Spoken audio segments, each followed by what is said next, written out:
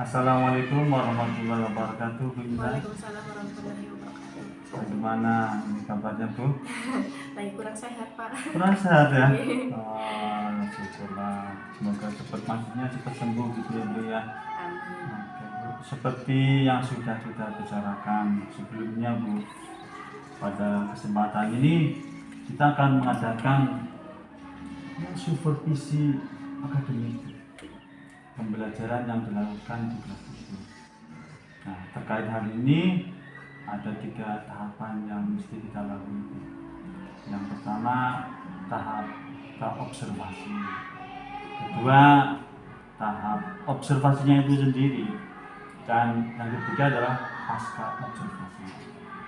Nah, pada kita jelaskan dulu ya, Bu ya. Pada tahap observasi ini nanti Ibu menyampaikan rancangan pelaksanaan pembelajarannya, RPP-nya. Ibu sudah mempunyai RPP-nya dan menyampaikan aspek perkembangan yang akan diobservasi. Kita juga nanti akan menyepakati sasaran observasinya apa, terus waktu kita kunjungannya nanti di kelas, dan waktu percakapan pasca observasinya. RPP sudah dibuat ya, Ibu ya. Oke, nah sekarang apa nih? Nah, pembelajarannya mau model apa ya, Bu ya? Mungkin akan melalui pembelajaran diferensiasi, Pak. Meskipun pembelajaran diferensiasi itu masih baru dan baru saya kenal, belum bahan baru lah misalnya. Gitu ya, Bu ya. Ini pembelajaran. Saya akan mencobanya. Oke ya, berdiferensiasi ini memang hal yang baru memang ya. Ya patut kita coba juga. Saya apresiasi Pak. Pembelajaran berdiferensiasi ya, berdiferensiasi. Nah, kemudian pembelajaran berdiferensi yang menurut Ibu ini yang seperti apa yang diharapkan oleh Ibu nantinya? Saya mengharapkan pembelajaran yang dapat memenuhi kebutuhan belajar murid yang beragam, Pak, berdasarkan kesiapan belajarnya. Saya ingin bisa mengakomodir keragaman murid dari kesiapan belajar, gaya belajar, dan kebutuhan belajarnya.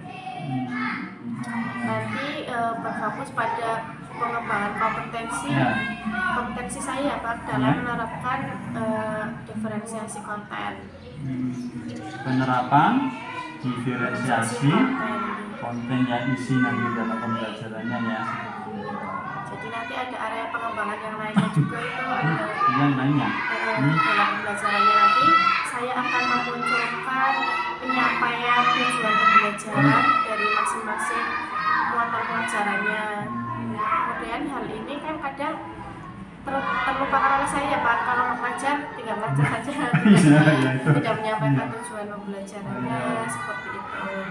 Terus satu hal lagi, Pak. Ada satu lagi ya. Saya bisa menutup pelajaran dengan baik. Maksudnya di sini berarti saya harus memunculkan kegiatan penyimpulan materi bersama murid, merefleksi dan melakukan tindak lanjut seperti itu, Pak.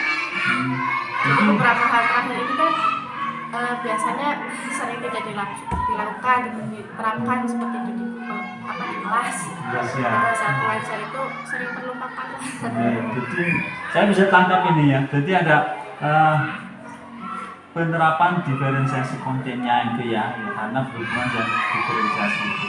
Dan hal-hal yang kecil itu tadi masalah penyampaian tujuan pembelajarannya di awal, nanti kita observasi itu ya, kita amati muncul apa tidak nanti. Terus yang terakhir itu penutup ya, biasanya kan terlupakan juga ya, nanti anak-anak sudah mau pulang gitu ya. Nah ini nanti kita lihat lagi ya, Bu ya, penutupannya itu menyampaikan apa tidaknya, muncul apa tidak nanti seperti itu ya. Oke, Bu, ini sangat menarik, ini hal kecil tapi sebetulnya penting ya. Ya apa yang terakhir itu bagus sekali ya, penutupannya itu ya. Oke, Bu. Nah, seperti kita maklumi ya Bu, bahwa setiap anak itu memang unik sih ya memang. Jadi kita memang harus bisa membuka mata bahwa beragam banget murid-murid itu. Maka kita mestinya menyediakan lingkungan belajar dan pengalaman belajar bagi mereka yang terbaik melalui tadi Ibu katakan pembelajaran berdiferensi itu ya Bu. Ya Ibu ya. Sekarang ini kan ada langkah baru ya, terus punya pandangan baru. Jika Ibu menengok ya ke belakang gitu ya, dalam pembelajaran kelas apakah sudah memenuhi kebutuhan siswa Ibu seperti itu dalam mengajarnya? Belum ya? Oke. Kalau rentangnya 1 sampai 10 tuh, rentang yang nomor berapa? 2 ya Pak. Masih 2 ya?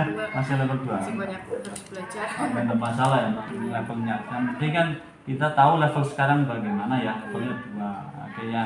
Sejauh ini kan level 2. Kalau level 2 berarti seperti apa? Saya belum bisa menerapkan pembelajaran berdiferensi itu, belum biasa lah Pak seperti itu. Pelajaran yang mengakomodir kebutuhan belajar murid yang berbeda itu.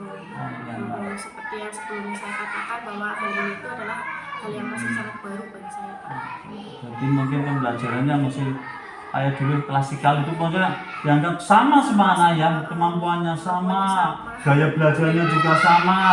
Sekarang Ibu mau ya, jadi dulu jalan biasa saja gitu ya. Oke. Nah, jadi sekarang ini harapannya bagaimana nih? Kalau nanti saya observasi ya dalam pembelajarannya tadi udah 2. Kira-kira Ibu bisa gimana? Mungkin naik ya? Skala jadi 5 tengah ya Pak. 5 tengah-tengah ya? 5 saja sudah. Oh iya. 2, ketiga, 4, 5 ya, 3 tingkat lah seperti itu ya. Oke, nggak masalah lah itu ya. Tengah-tengah ya. Ini realistis banget ya. Realistis dengan kondisi saya. Oh iya gitu. Kondisi saya bertahap ya Pak. Oke, bertahap. Ya, baik. Baik itu ya. Jadi 2 seperti itu. Sekarang kalau yang 5 itu kayak apa coba? Jadi melihat pembelajaran yang lalu, saya itu menginginkan pembelajaran yang muridnya itu bersemangat, antusias, aktif, terus muridnya juga senang untuk belajar seperti itu Pak. Melalui pembelajaran berdiferensiasi ini yang tentunya masih belum sepenuhnya saya terapkan Pak. Jadi saya ini masih fokus pada bagaimana saya memanage kesiapan belajar murid dan kebutuhan belajar murid pada diferensiasi konten. Jadi kalau Lina udah mulai itulah ya, sudah memetakan ini ya, anaknya ini gayanya seperti ini sudah gitu ya, kelihatan nanti situ ya dalam pembelajarannya. Meskipun masih belum bisa apa ya Pak, cara mengetahui dia itu visual, auditori atau kinestetik itu masih. Iya benar ya. Ya namanya tadi baru ya. Ya ini bertahap lah, step by step seperti itu. Nah nanti tadi kan baru. Jadi sekarang coba strateginya gimana nih supaya Ibu enggak istilahnya gagap banget sama ini sama diferensiasi ini gimana? Mungkin strateginya strateginya saya catat ya. Saya akan mencari referensi tentang diferensiasi itu seperti apa, seperti itu Pak. Saya mesti tahu dulu makhluk baru yang satu ini melalui browsing di internet seperti itu, atau dari rekan mungkin ya Pak. Oh iya, bisa juga betul ya, dari rekan sejawat mungkin atau rekan mungkin di luar sekolah. Juga. Ya. Mungkin ada yang lainnya tuh selain itu nanti ya browsing cari karena diferensiasi yang akan saya terapkan ini kan diferensiasi konten ya Pak. Ya. Maka saya akan mengklasifikasikan murid saya ke dalam kategori kesiapan belajarnya atau gaya belajarnya. Kemudian saya juga akan menyiapkan bahan ajarnya atau medianya yang akan digunakan untuk memfasilitasi kebutuhan gaya belajar siswa. Jadi Ibu sebutkan akan mengklasifikasi gaya belajar muridnya. Meskipun tadi Ibu juga di awal kayak apa gitu ya seperti itu ya. Nah, tapi kan tadi sudah mencari referensi browsing gitu ya.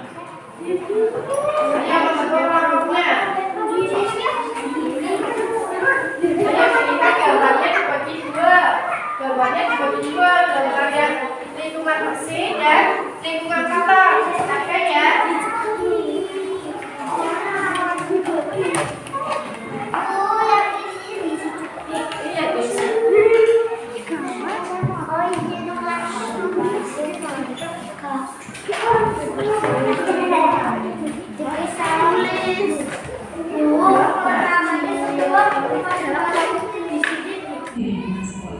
Karena belum ada yang mikir apa yang akan dilakukan.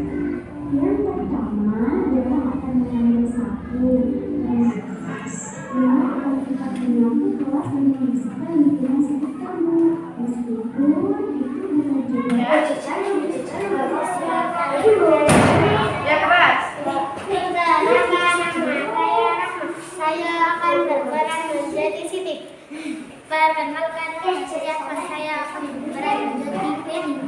Perkenalkan nama saya Akil. Saya akan berperan menjadi Deyu.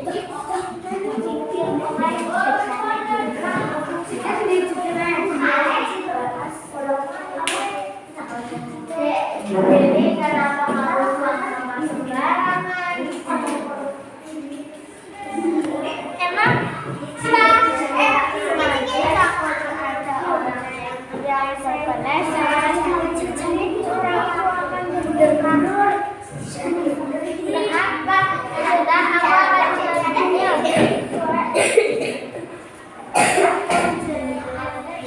buang kantong sampah.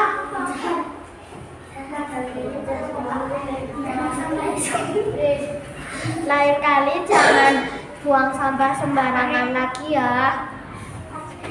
Iya.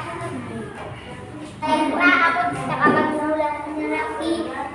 Ya sudah, aku memaafkanmu. Assalamualaikum warahmatullahi wabarakatuh. Tepuk tangan. Siang Bu Indra. Ya, selamat siang juga Pak. Alhamdulillah Bu Indra ya, Ya. kita bisa ketemu lagi. Gimana perasaan Ibu saat dan setelah kegiatan observasi tadi? Perasaannya sih gimana ya Pak? Saya merasa lega karena sudah melaksanakan tugas dari Bapak. Saya juga senang ya Pak.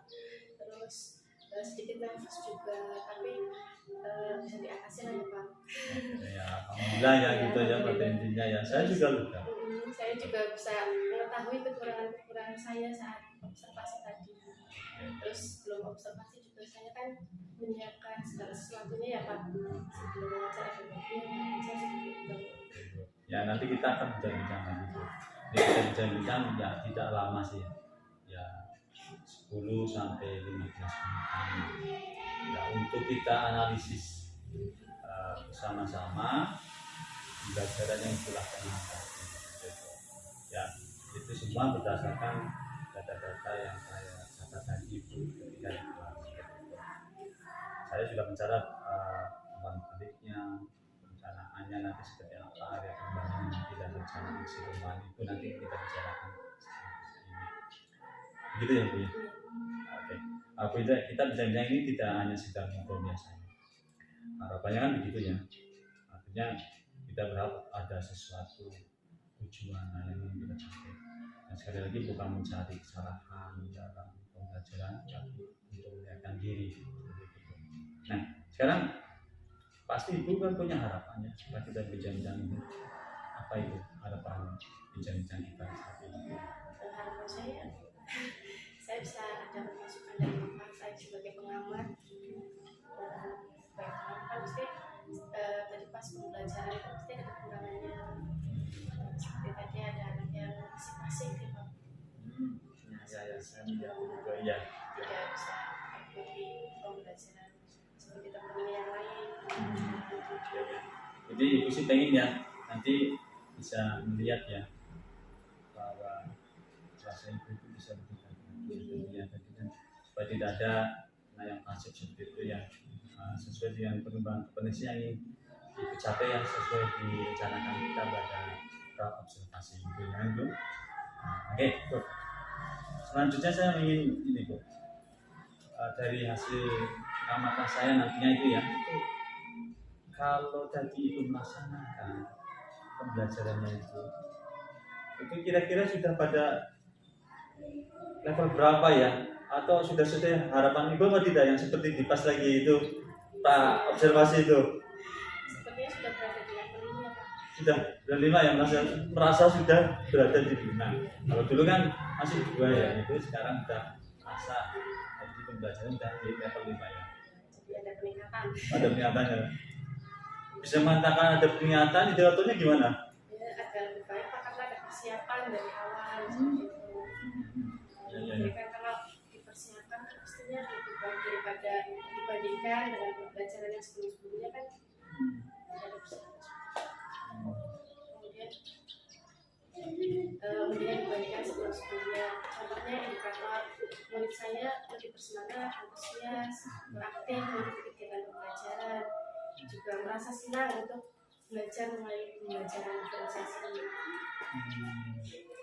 Yang lainnya juga lebih lancar alur penyampaian materi pembelajaran itu tertata sesuai prosedural. Jadi ada pendahuluan masuk, terus kemudian isinya, terus kemudian ditutup seperti itu udah prosedural gitu ya. Lalu karena itu juga akibatnya saya lebih hati-hati. Oh, terlalu hati-hati. Terlalu hati-hati takut ya aku lah yang tahu kalau ada yang salah seperti itu. Oh, seperti itu ya. Oke ya. Itu Itu karena belum terbiasa. iya ya manusiawi banget itu Ibu. Nah, baiklah Bu Indra. Saya sih benar-benar menghargai upaya Ibu dalam pembelajaran yang dilakukan ini. Nah, memang tidak mudah mengajar seperti ini ya. Amati juga itu tidak mudah seperti itu. Saya ucapkan terima kasih banget ini. Nah, selanjutnya saya ingin menyampaikan ya tadi kan saya ingin mencatat ya, mengamati apa yang dilakukan pada saat pembelajaran itu sesuai dengan kesepakatan yang sudah kita sepakati dari Pak observasi. Nah, saya melihat ini ya, pada aspek tujuan yang Ibu munculkan itu saya melihat memang sudah muncul pada awal pembelajaran muncul. Memang tidak secara spesifik banget ya, karena pada pembelajaran ini bukan ada dua muatan pelajaran IPA dan bahasa Indonesia. Nah, pada saat itu memang menyampaikan tetapi secara keseluruhan menjaga kebersihan seperti itu. Terus kemudian pada pembelajaran diferensiasinya saya juga sudah melihat itu sudah muncul di situ. Ya, sudah dimunculkan bahwa Ibu menerapkan pembelajaran diferensiasi yang Ibu mulai dari mengklasifikasikan dulu ya, gitu ya, kesiapan belajar muridnya itu sudah ada seperti itu. Terus Ibu juga dalam pembelajaran diferensiasi kontennya juga ya, Ibu menggunakan sumber-sumber belajar ya itu. Ya seperti itu kan. Nah, ya. Oke Ibu. Ada catatan yang lain lagi ya Bu ya dari elemen yang sudah kita bicarakan masalah pengembangan kompetensi yang sudah disepakati. Indikator yang lain itu saya juga melihat bahwa itu sudah memunculkan yang paling sering kita lupakan dalam menutup pembelajaran seperti itu. Yang menutup pembelajaran ini itu sudah menunjukkan kesimpulan dari pembelajaran pada saat itu ya akan ya seperti itu ya. Jadi Ibu menyimpulkan pembelajaran materi pada kesempatan hari itu Ibu sudah menunjukkan di situ ya. Benar ya seperti itu ya. Yang saya ingin mengamati pada bagian itu jika dilihat dari pengembangan kompetensi yang ingin saya munculkan dalam pembelajaran kelas tadi, saya kira saya sudah mewujudkannya ya Pak. Saya sudah menerapkan pembelajaran diferensiasi untuk memenuhi kebutuhan belajar murid. Saya juga sudah menyiapkan kesiapan mengajar siswa dari yang auditori, visual, kinestetik, serta apa yang pengembangan yang lainnya juga. Oh iya, saya juga lihat tadi ya masalah yang kontennya ya, visualnya itu ya ada gambar-gambar ya macam lingkungan yang bersih dan lingkungan yang kotor itu ada ya. Terus kemudian ada video yang ditayangkan itu yang tentang ini kan sesuai dengan audio visual juga malah seperti itu. Terus kemudian saya melihat ini ada hal yang baik sekali, ada kegiatan main drama gitu ya, bermain peran gitu ya. Dan ini kan kinestesisnya ya, saya juga melihat tadi Mirza juga mereka menikmati. Oke. Nah, pasti ya dalam pembelajaran yang dilakukan ini itu pasti menemukan hal-hal yang baru. Nah, apa yang bisa ibu petik dari pelaksanaan pembelajaran? Jadi saya itu tadi belajar banyak lah ya Kak.